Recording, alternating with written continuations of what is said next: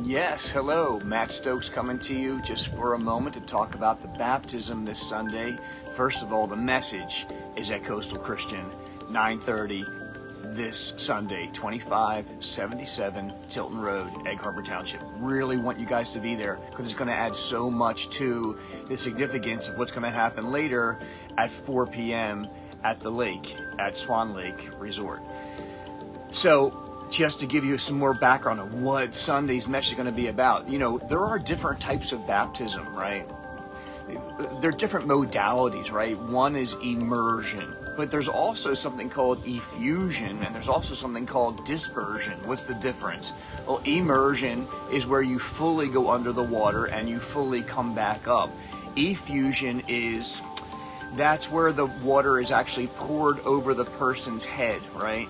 And I'll just say it now. The reason that I see that coming into historical church culture was when they were in the Middle Ages baptizing infants. They didn't want to put the baby fully underwater, so they came up with the idea of just actually bringing in that sprinkling of the water over the head. So they call that effusion, and we do that on several occasions, particularly if a person can't go underwater because there's a physical problem.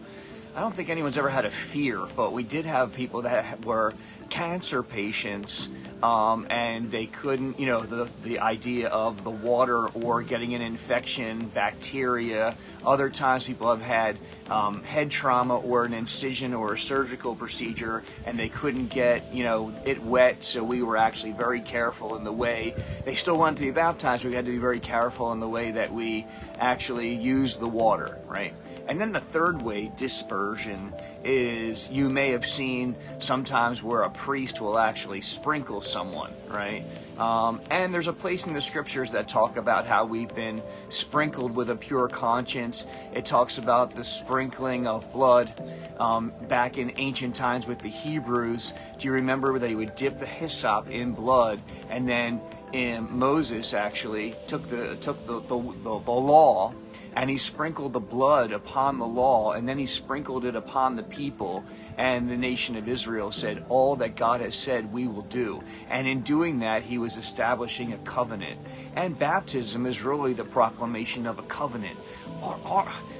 I was just thinking about how much more is there to say about baptism, and it's just as I continue to do deep dives into some of these other tangential concepts in baptism, like, man, there's so much more to talk about. It's just a matter of what do we really pull out on Sunday to share. So these are some of the things, right? Effusion, dispersion, and immersion, and why we do things the way that we do.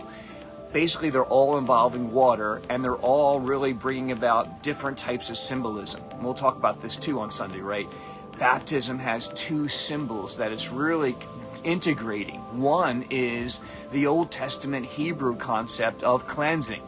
So when a person that was a Jew would be defiled somehow ceremonially, whether it was they touched a dead body or they considered a woman's menstrual cycle, right? They would have to go through a certain type of, that would make someone unclean. There's a word for clean, right? It's actually in the Hebrew, it's the word kosher, right? So when something's kosher, that means that it has been cleansed.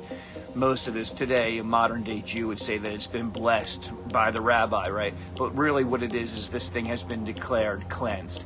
So that's what people would do, and they would ceremonially go through a washing procedure in order to bring about this cleansing.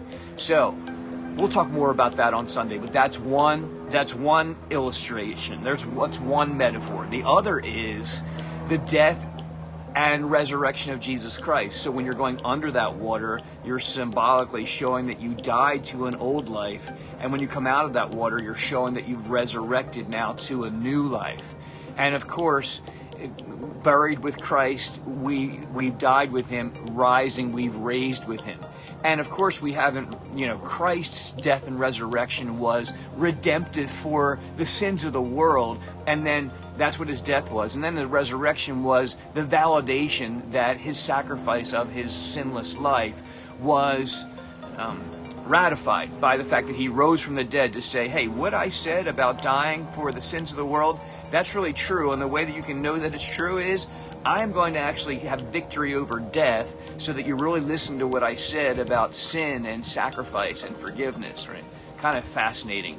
So these are more of the pieces that I'm trying to put together for Sunday to talk about what we're going to say before we call people to baptism, and call people to make that very first step, which is a commitment to Christ. So if you're hearing this and you know anyone that is de-churched, unchurched, far from God, in need of forgiveness, bring them so that we can give this invitation. And at the same time, if there's anyone that wants to make the public proclamation, we want to do a celebration of them as well. So please, lean into that. Coastal Christian meets at 2577 Tilton Road in Egg Harbor Township. 9:30 is this Sunday morning service time. It's what it is every Sunday. And then 4 p.m. is going to be the baptism. And I'm hoping with as many people being baptized, there'll be 4 times as many people that'll come to just celebrate those people and cheer them on about this decision they're making to go public with their faith in Christ and make these metaphors actuated, real in their lives, right? Because that's what baptism's all about. Love to talk to you more about it. Maybe I'll be coming back on again tomorrow. I just want to continue to just plug it so that you guys remember, okay, yeah, if there's a Sunday that I want to be there, this would be the one. This would also be the one to invite people, because we're really going to be learning a really interesting concept that I think is helpful for everyone that really wants to grow in their understanding of faith, tradition, the baptism metaphor. That's it. Look forward to seeing you guys there.